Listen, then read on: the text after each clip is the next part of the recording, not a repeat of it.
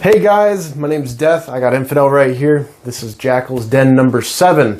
Thank you for coming back to us and watching this, guys. We are going to start off tonight with the drawing for the Run Cam Scope Cam 2s. We had the long range and the mid range. We had a little bit of a drawing. Before we were going to pull people out of a hat, but we had quite a few people that entered, so we're just going to do it in an app. We have a randomizer on Infidel's phone right here.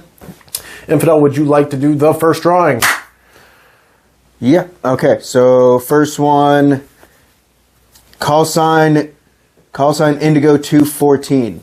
214. Call sign Indigo 214. You will be winning the long range right off the bat. Those things are awesome, man. I really wish I would run those on there. I'm actually like, I don't have enough room on my rails to run those. Like the way I run my setup is a little bit different, but I really should start running those. I like them too. They're 4K. I like that they vibrate when you touch the buttons on them too, so you can tell when they're on or off. That's awesome. Yeah, I really like these. My GoPro don't do that. Yeah, right. I was gonna say I do wish our GoPros did that. But yeah, when you turn them on, they vibrate, and then when you turn them off, they vibrate as well. They charge off of a Type-C charger too, which is really nice. Oh yeah. Personally, for people that are field, the mid-range is awesome. I really like the mid-range. That's what I personally use. Long range is great if you have a sniper. But yeah, call sign Indigo, it's all yours there, brother. You are the one that won this one. And then for the mid-range, we're actually going to be holding off for the mid-range until the next podcast. So the next podcast is when we'll do this one. We'll randomize that one. So good luck to everybody that's out there. Go and drop a like and subscribe on this video, and drop a comment. What should we use a keyword for the comment for the drawing? Cucumber. Cucumber. Okay. Cucumber. Woo! Keyword cucumber. Put that in the video. You're automatically entered. I was thinking kumquat. That would have been funnier. Okay. Forgot what movie that was off of. Anyways, safe words are a great time. But back to what we were saying. You know, thank you very much for giving us the support, guys. We do these giveaways for you. They're out here just for any of the viewers that are out here that are really trying to get into the editing portion of the sport and the hobby. Well, even if you're just trying to go and try to, have your own set of stuff that you want to actually watch the way you play to analyze it to make your gameplay better. 100%. Or if you just want to be one of those YouTubers that call out people for cheating. Right. Could be doing that too. You'll be able to tell the microbioorganisms on their skull with the zoom on this one of whether or not they're cheating. You'll see the BBs on like a whole different planet. Right. The amount of zoom on that's crazy. You'll see the guy's pupils in his eyes. It does. It has a lot of zoom on that one. It's a great first sniper rifle. Do they make like a kill flash for those things, or can you use kill flash on those? So they made a Gorilla Glass on the front of these, so they're real thinking real good on these. So they do take a decent amount of shots. I was surprised because one of my buddies did have his shot out. Unfortunately, I don't know what he was hit by. Had been a heavier gram, but he thinks it was something HPA running a heavier gram BB. But could have been a sniper rifle closer range. Mine's been hit like 6 or 7 times on camera, and it's never cracked. So nice. Of course, I mean, I use mid ranges, and it's the same thing. Gorilla Glass. It's a good product. I like Run Cam Scope Cams. I've been using them for years. I don't know. For 2024, I've been moving a little bit away from them just because we've been doing so much CQB. Yeah, we've been actually focusing our training a lot more with CQB, which we might need to switch back up and go a little bit more range here soon too with our tactics, because we've been getting a lot more longer distance engagements. And although we do have the training for that, and 100% we do train for that stuff too, but we've been more CQB heavy, especially this last year with our training whenever we run our drills, which we do like every other week. Yeah, I mean, we have a bi-weekly schedule. Matter of fact, to be completely honest, we do drills right after this podcast. So whenever we do podcast night, we do drills. We'll usually have one of our teammates come in, and we'll be able to do that. But podcast is we always do this before the team comes in. Right. So it kind of gives me and Infidel here some time to kind of do this for you guys. And then, whenever we have guests and stuff on the show, that's what they're there for too. Which we got to start scheduling some soon too, because that would be pretty dope to have. Yeah. I mean, I personally, I'd like to see Tonka in here. Yeah, Tonka would be a good guy. Good one. I wouldn't mind having Echo 4 in here too. Echo, Alex, yeah. They would be fun. Yep, Skywalker would be good. I wish Dark Horse lived a little closer, and I wish Right. One Legion Milsim. I know you guys watch this too. I wish you guys lived closer. Right. It'd be awesome to get at least, if you guys want to make a guest appearance on here, hit us up. We'll see what we can work out. The Breachers. I know you watching this. You can be right on the show every single time. We love you guys. You guys give us awesome support. Not to mention, you really help us out on the field too. We appreciate you guys. Yep. But so I think we should move a little bit towards like talking about our gameplay etiquette, because there's been elaborate.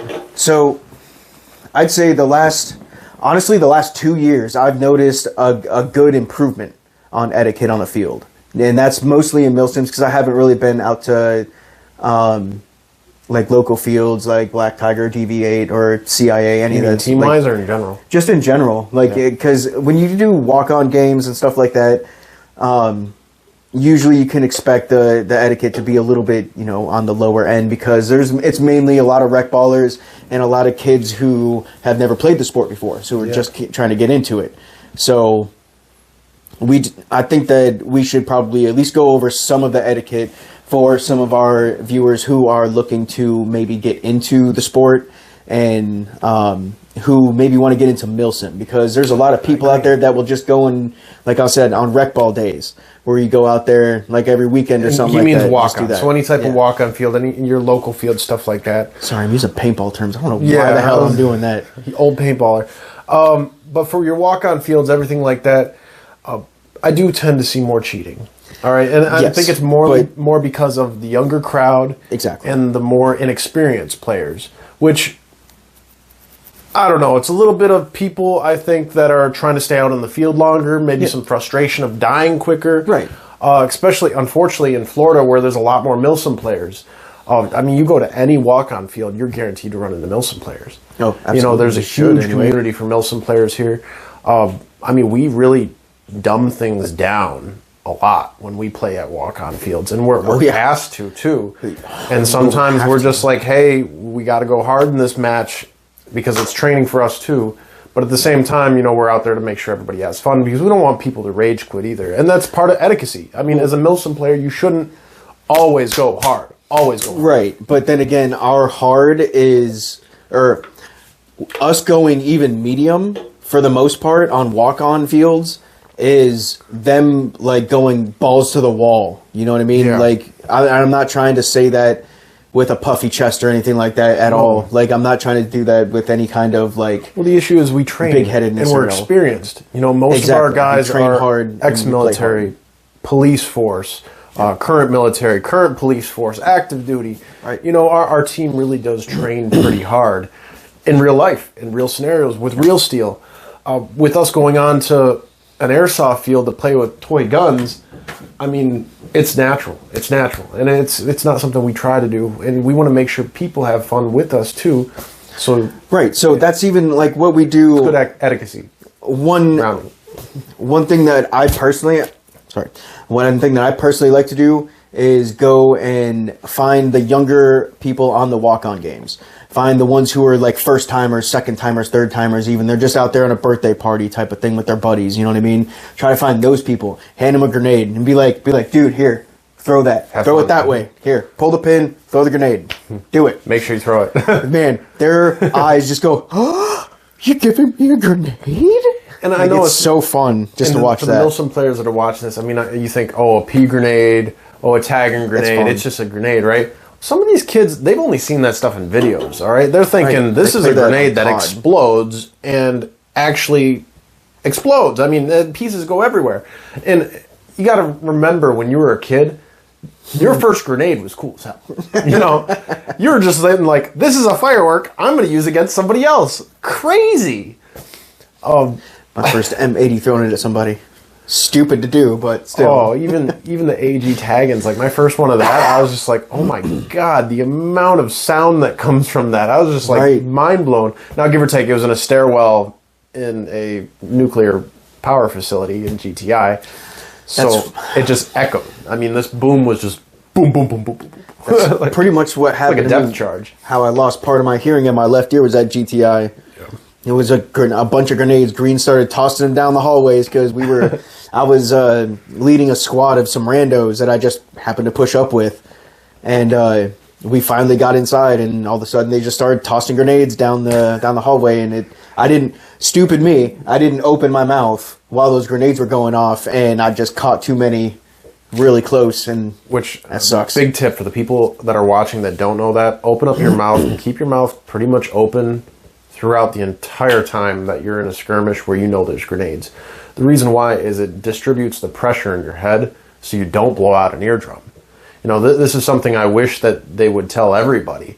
I try telling everybody. I lost my eardrum from it. Right. So it's not fun. But it does help. And even with just having one ear, it still helps. But I tell everybody, if you're wearing mouth protection, keep your mouth open. Even if you're not, try, because it still helps a lot. And anybody who's ever been hit by a grenade close by, that ringing is a whole hell of a lot less when your mouth's open than when it's closed. When it's closed, you could have that ringing for days. Where when you open up your mouth, it's only for a couple hours. I have tinnitus all day anyway, so it don't matter. I got tinnitus forever. But etiquette-wise, I did notice that there was less cheating at MILSIMs. Not saying that there's a lot. There was a lot less lately. There's a lot better sportsmanship lately. Yeah. And that's something that I was lacking when I first started playing. And like it was awesome. Like the games were intense, the battles were intense, but man, the amount of people screaming at each other was just ridiculous, and it made the game unenjoyable for a little bit. Yeah. But once we all got past the pettiness and we started this, and when you get shot, you say, "Hey, good shot, dude. Yeah. Yo, that was an awesome shot." Or you can be like, "That was lucky as shit. You lucky. You suck, but you're still cool." You know what I mean? You can do stuff like that and make it funny.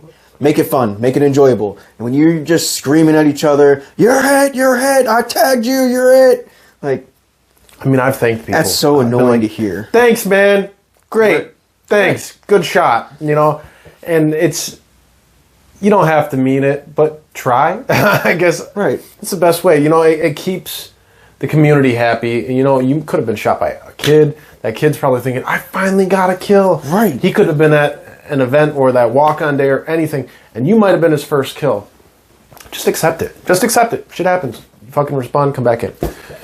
You know, people accuse me for the longest time of not calling my hits, and I laugh. Every single time dude, I die all the time. Every single time we go out to a fucking walk-on game, you're the one who gets singled out mostly. And I think it's just because I've been in the community so freaking long. I wear a death mask.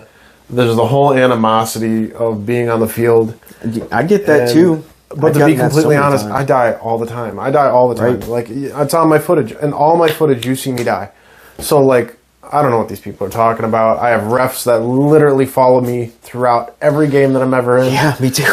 And I'd be completely honest, if I truly wasn't calling my hits, it would be all over the place. And it's just like, bro, it is what it is. Like, I totally call my hits almost to an obsessive amount. If I even think I got hit, I call out. And he knows that.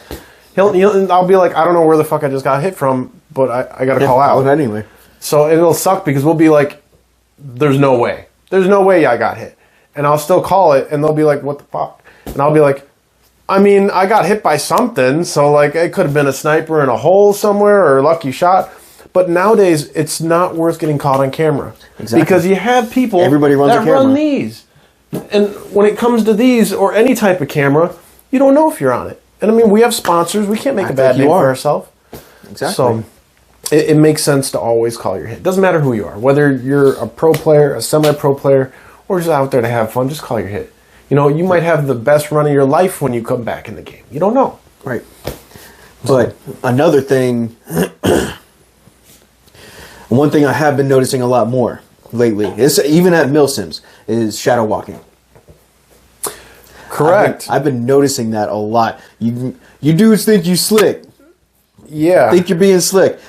our team, we specialize in that kind of stuff. Yep. We usually are the ones who started doing that. Well, didn't start that, but we usually do that at least at least once a MILSIM just to test and see. And to be completely honest, what shadow walking is and what we call it, because it's actually a tactic, is it's a non-aggressive movement tactic. It's where I will sit there with a gun and walk to a different position in a non-threatening way.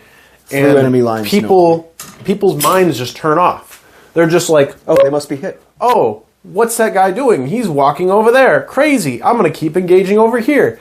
And it completely ignore the fact that I am walking to a different position. I've done this my whole life. Our team's done it. Right. We've seen many people do it. It's not that people don't do it, because they definitely do it, but a lot of people have done it more. So recently, I've been seeing more. Oh, At yeah. the last few MILSIMs we've been to, I've seen at least 3 people doing it. Yeah. And it's so funny because, like, every single time I see it, I'm just like, I don't see a red flag. I don't care. Pop, pop, pop. And I'll shoot. I don't care. You got to understand, you got to know what colors you're going against. Right. You have to. You have to know what colors you're going against, because if they don't have a dead rag out, they're an enemy. Point blank. Point blank. You put a round into them. Even if you see one person walking with a group of people with their dead rags out, and that one person does not have a dead rag, shoot them anyway. You don't know what kind of game they're playing. You really don't. And just in real life, you don't know the situation. You could have what's it called? A wolf and a sheep, right? Wolf in sheep's clothing. Yeah, wolf in sheep's clothing. There's something else. I don't know. I was thinking of a different iteration, but something along those lines. Anyways, you don't know. You don't know where the enemy could be. All right, and we do go to MILSIMs where it's role play events as well, like the Star Wars event, where some of the civilians, they have guns. Yeah, you don't know what's going to happen. You don't know if they were hired by the Empire or by the Rebels, and you got to kind of keep your eye out. Same with the Western game that John Lou throws. You have a little bit of that. For Lion Claws, yeah, absolutely. I mean, any type of MILSIM, you're going to have that in general, but you just don't know what to run into until you're in the thick of it. Right. But yeah, the shadow walking, I've been noticing it. It's fun to do if you could pull it off, but at the same time, don't be a dick. Yeah, don't be a dick about it. If you get hit, just call it.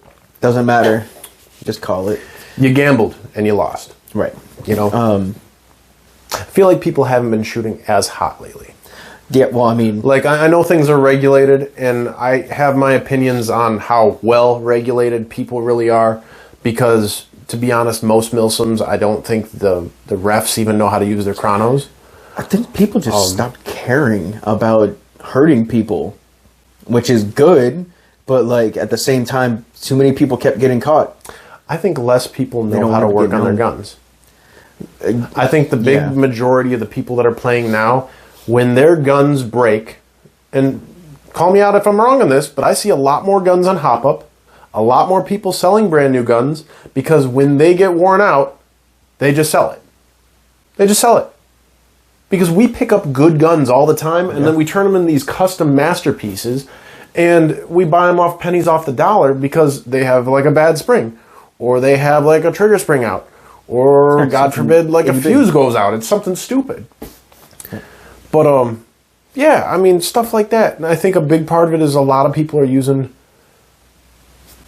unmaintained guns. Yeah, well, I mean, there is those people, which I don't really think that they're around too much anymore, but I'm sure they are somewhere, is the ones who will bring out, say, that will run HPA, that will not care and bring little adjustment screwdrivers, the little Allen keys, out there with them, and sit there and be like, okay, cool, let me pull my regulator and just sit there and tune it to where I want it. I'm shooting a little hot, I can get a little bit more distance. But then again, that same person that will go up and use that same stuff will also do some stupid crap and shoot somebody like damn near point blank with it. Yeah. And then really hurt them. And if you're one of those kind of players, fuck you. Yeah, I'm going to say that. Fuck you. You know why? All of our stuff is regulated. It's all MILSIM regulated. Very close to the dot. All right? Anybody can spot check us. And if you want to really test this, anytime you see us in a field, you could say it. The refs at our local fields know we religiously have these all tuned properly. And every single one of our members. Every single one of us. And yes, they do spot check us. All right. But that's the thing is people also think we're shooting hot because we're shooting on the dot correctly. Yeah. We just hit our targets. And they'll be like shooting some gun they've had like for 5 years that's worn to hell and back. Right. And like, yes, your gun has never had maintenance. You're the reason you're not hitting the majority of the people you're shooting at is because you don't do your spring, you don't do your hop up. Right. Huge. Bucking and spring, two big things, real easy to do. You do it, you get more range, more accuracy. But we sit here where everything is all the way perfect to the dot on our stats. Yep. And then they just look at it and they're like, oh, you shoot so far. No, we just shoot where it needs to be. There's also a thing called lobbing it, where you can just lob the round and just adjust. It's true. And I mean, we do have some pretty cool custom setups that are actually pretty budget friendly that gets us extra range too, yep. legally, without having higher stats. And I mean, we've mentioned that in other videos, stuff like that. I still want to get my sniper rifle up and running. The M40. That's one thing I really want to do this year. I really want to do a ghillied up game. Yeah, we've only done the one, and that was what, Homeland 2? Like a few years ago? That was the last time we all had Viper hoods and gotten like... Yeah. And tried to go through. Yeah, and it was a blast, I hated that, but still, I wouldn't mind pulling a sniper game one time. Mm-hmm. I really want to do it. I really want to do it. We'll probably end up doing something like that at one of our walk-on events. Yeah. I don't see us doing that for a MILSIM unless the AO was right for it. I wouldn't mind doing that at the AMS event. Okay. That's the only MILSIM I would be okay with doing that. I think it'd be the right place to do it, which is North Carolina, right? North Carolina, yeah. North Carolina. This year, anyway. That field is definitely... I mean, it's overgrown. Fayetteville. Yeah. No, that's South Carolina. No, it's South Carolina. I can't think of it right now. I can't think of it. I don't know. It's an AMS event. Zuki went there. Yeah. That was his home field. It's Zuki's home field. We went to it last year. We didn't have any footage of it because it rained. A lot. But I will be launching some small clips here and there because I do have it. I just haven't worked on it, to be completely honest. Yeah. But we didn't really have anything. We really didn't have anything. Yeah. It's a great time, but the rain kind of destroyed it. Yep. But I would like to go ghillied up for that one. I think that would be fun. That would be a good AO to do it on, too, because they have a lot of woody areas and stuff. But I noticed a lot of people didn't do it. For a woods game, almost nobody did it. It's because it was raining. They didn't want to just lay down and be rained on the entire time, probably. I guess, but I mean, you have snipers at every event. I figured there would have been more at that event. And to go all quiet, that would have been a great game for it. There's a lot of flankable positions that would have been easy to do. Yep. Yeah, for sure. Especially in the structures that they had there. But doing like sync shots and like silent shots, especially if you're using like an SRS or even the Novrich pistol, the SSX-23, anything that's suppressed, there's a whole different feeling when you get those kind of kills. Right. It's just that surprise kill, kind of a hunter feeling more and less than just a regular engagement. But we don't really have anything like that in the channel. We have that, and then we kind of have that, the game where me and Joker did the ponchos. Oh yeah, that was a Stonebreaker. No, that was a DVA. We did the ponchos at Stonebreaker, but that was raining there too. Yeah, it was at 2021 or something like that, 2022. Yeah. But we did another game in the rain where we had the ponchos. And, I mean, we blended in amazing. Just using the ponchos. And the ponchos are great. The Hazard 4? Yeah. No, Mark IIs. Yeah, those are nice. Poncho be it. They're a little expensive, but they're worth it. 100%. I use it even still when it rains and all that stuff. I got to go pick up my kid from school. Mm-hmm. I got to walk across the street in the rain. That's fine. Everyone else looks at me like, what the heck? But I'm just like... And being in Florida, you got to have a poncho. Right. You don't know when it's going to rain. Exactly. So. It'll rain all the time. Well, guys, thank you for joining us again for Jackal's Den number 7. As I said, we're going to be doing the drawing next podcast. It'll be coming up on Jackal's Den 8. Don't forget to like, subscribe, and comment cucumber on the video. On this podcast video, so that we can draw another one and pick and that'll be the drawing for the mid-range right here. Yep. So keep an eye out for that as well. Indigo 214. A long range is yours, buddy. Amen. We'll have that in the mail to you. We'll be reaching out to you via message, so hopefully you see it, so we can get your address to send it out to you too. As for our sponsors too, thank you Blue Mag Group, thank you XFog, and thank you Mir. 100%. Thank you, Mir. Thank you, Alex. You're the shit. Yeah, thank you, Alex. Appreciate you there, brother. Well, have a wonderful evening, guys, and thank you very much. Peace. Deuce.